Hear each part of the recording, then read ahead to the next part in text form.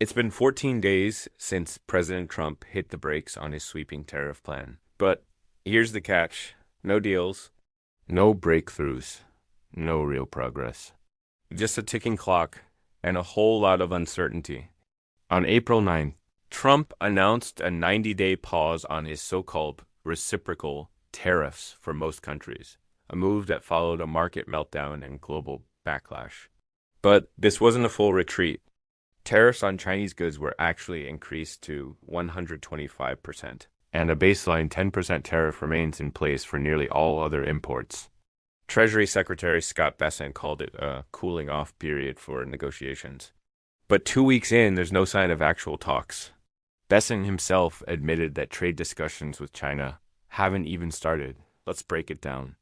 Markets panicked, the S&P 500 plunged, and global stocks tanked.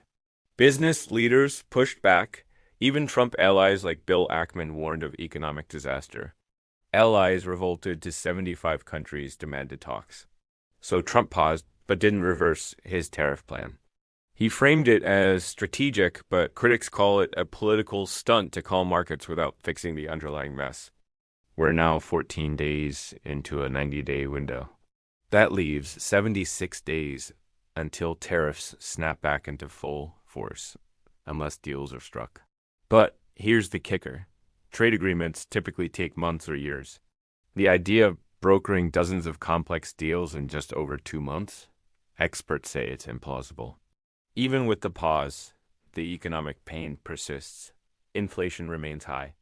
Supply chains are still disrupted. Businesses face ongoing uncertainty. And remember, tariffs on China are higher than ever.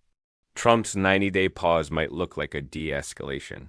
But with no agreements in sight, it feels more like a political maneuver than a genuine solution. The clock is ticking, and the world is watching. What do you think? Is this a strategic pause or just a political stunt? Drop your thoughts in the comments below. And don't forget to subscribe and hit the bell for more insights on this unfolding story.